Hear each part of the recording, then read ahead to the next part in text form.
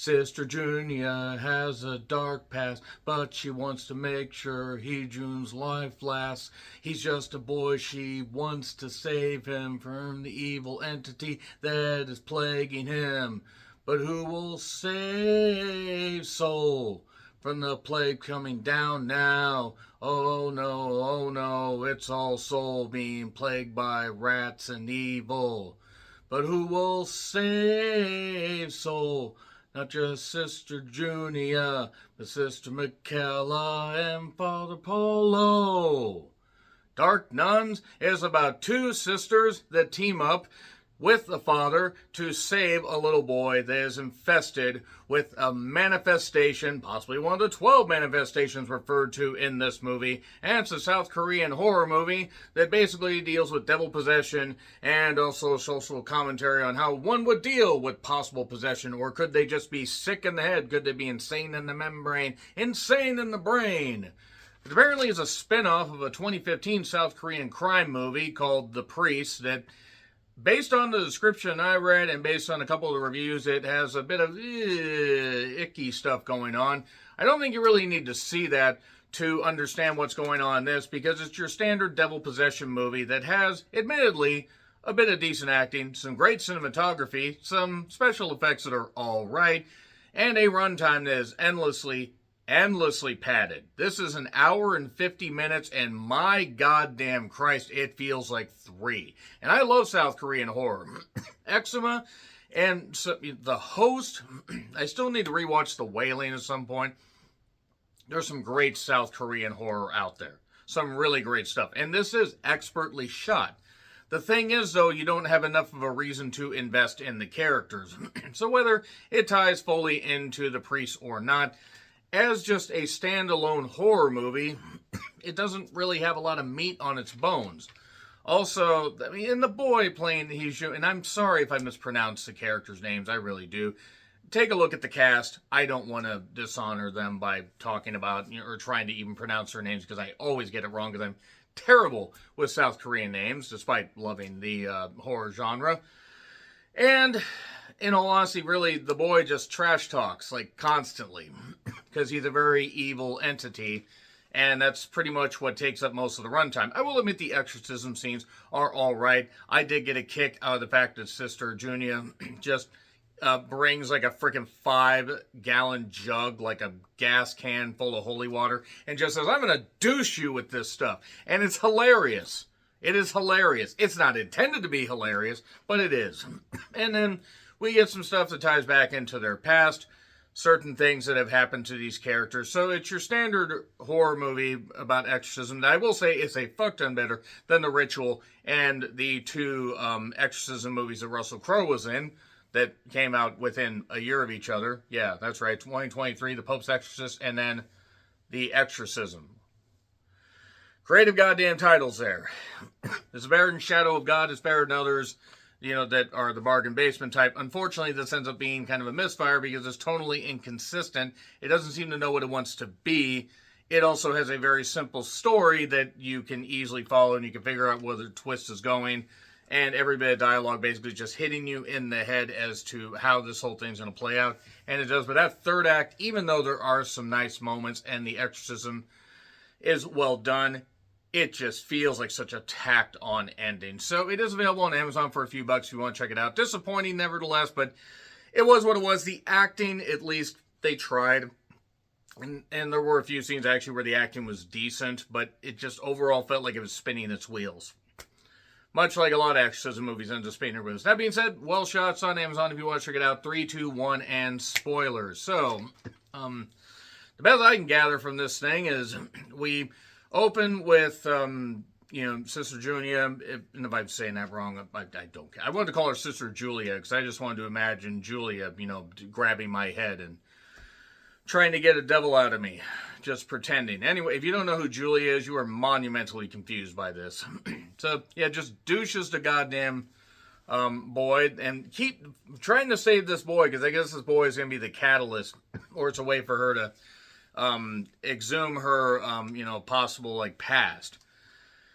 So, there's the father, Paolo, or Pal, yeah, Pololo, I mean, I'm just going to call him Pazuzu because it's funnier. He wants to use medicine because even though he is a faith, he feels extras and practices are a thing of the past. They're a little bit too overwrought. And also, you have Sister Michaela, who is kind of against all this stuff. She doesn't really believe in this stuff, but then we find out more about stuff she went to. There's ties into something where at a church boarding house, one of the sisters, or one of the friends of one of them, ended up basically taking her own life. That has kind of affected her. Junia also, it turns out she has a form of cancer that will possibly end her life sooner than she wants. She also has a weird gift where she has a ring in her ear and can't hear all that good without an earphone, but she can hear the whispers of demons because she has this devil's sight or something or what. I don't know. It just kept heaping stuff on us. The boy that played Heejun, he was fine. I think he was fine. I think actually he put his body through quite a bit of hell. There were some good makeup effects. The sisters decided to team up because basically Junia said, I can't do this alone. And there are some Korean tarot cards of flash or that fire back and or cause a bit of a flashback here. Is Junia cursed? That's something that happened because she saw her sister, or at least either her sister or her sister, take her own life.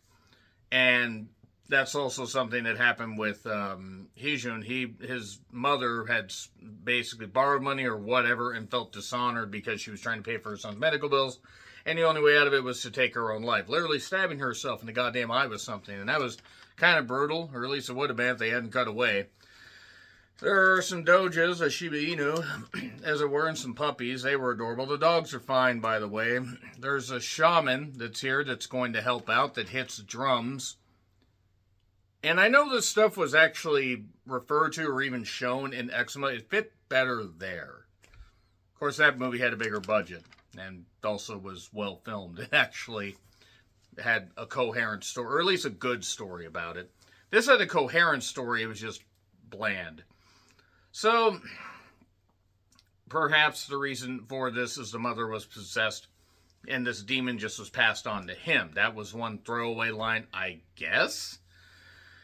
And the demon basically knows all their truths, knows all the stuff about Michaela, her lack of faith, about the Father, the Son, and the Holy Spigot, because the water tap is running, and oh my god, the water bill is insane, and also the fact that Junia is not all that perfect, even though she tries to put on this brave facade.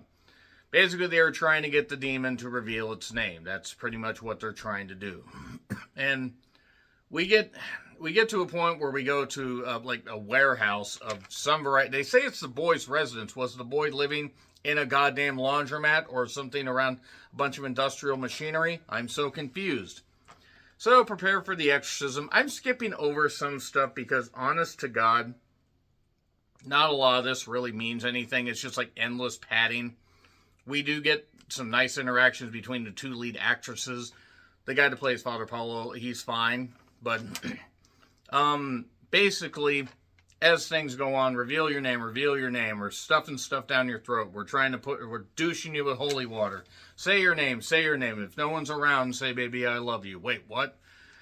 And the holy waterboarding him is what I call it at one point because it was hilarious. And he is the Grand Duke of Hell. He is Gamigan. Gam. She got some great gams over there. I don't know why he's talking like that. So now they use the demon's name as having dominion over him and cast him out. But before that, they end up casting him out. One thing he was saying is, "How about I end up in you, and and you give birth to me, and I bring about more of these 12 manifestations and stuff," or something. I don't know. Maybe she wasn't pure, so the demon felt it could infect her. I guess. Also, there's this thing about how the boy tried to basically drown himself to get rid of the demon, but that didn't work out. And because of that, they end up exorcising the demon. This waterfall comes down. I started chasing it because I'd never listened to our Lord and Savior's TLC. Well, just now TC, because L rolled over some kind of cliff as part of the first ever cell phone rollover plan. What am I on about? Who knows? And basically what it comes down to is stuff just starts blowing up. I mean, they use half the budget to just blow up this goddamn, industrial place with this big old machinery and all that, and it's all gone. That's it. It's all fucking done. Everything's caught on fire. Safe enough for everybody to walk around inconveniently, but that being said, Junia basically says, I have to sacrifice myself because the demon is somehow latched onto her. I guess, because it was starting to get up into her neck and stuff like that, because maybe it was a deal she made.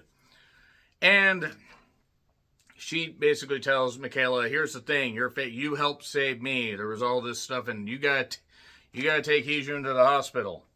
Also, rats and stuff like that are going around too, and all these plagues and I assume those are the manifestations. I don't really know. If you were looking for a detailed explanation of this movie, I'm not saying you come to the wrong place, but my understanding of South Korean, Catholicism or Christianity or whatever the fuck it is, and exorcisms is not all that deep, as shocking as that might be. But rats are all over goddamn Seoul, and it's not good. It's not good at all. Way more rats than usual, har har. I say that as somebody that's near Seattle, where there's plenty of rats around a lot of the parts that are even clean. So, the idea is she tells Michaela, you gotta ring the bell 3 times. That way I know you're safe, and I can do what I need to do. Which Michaela doesn't want to because she wants to save her because I guess they have some kind of attachment friendship thing. I guess when you go through it with somebody that you didn't want to go through and you did an exorcism, I guess you want to just save their life. But she ends up basically almost getting caught by a couple drunks, but manages to get to the church, stumbling her feet, left her left shoe, and was running up the goddamn steps. Pulled the rope. It seemed like it would take about 50 men, like strong men, to pull that rope. But she pulls it 3 times. And then, basically, Junia decides that she can just sacrifice herself. And now her and another are looking for the 12. Oh, yes, and we also get the younger versions of these, of Heejun and, I assume Junia talking before they, just fade into the abyss. Well, I mean, Heejun's actually still alive under the care of the priest, which, that's always good. That always turns out well. It's always funny how those situations happen. But, now, yeah, leading to a sequel, Dark Nuns 2? Electric Boogaloo? Yeah, I don't know. I didn't get this, and I wasn't really that interested in it. I tried to give it a chance. About 40 minutes in, it just did not grab me, and I'm like, all right, let me keep watching it because I rented it, but this didn't work for me. It gets an F. I'm sorry. If there's stuff I missed, if there's stuff that ties into this that actually could explain, like articles or whatever, let me know. I would like to learn more of this stuff. So that being said, yeah, F. Agree, disagree, what I said, like, share, subscribe, Twitter, Letterboxd, Blue Sky handles in the description. I'm John Rentlin, and until we meet again, happy trails to you.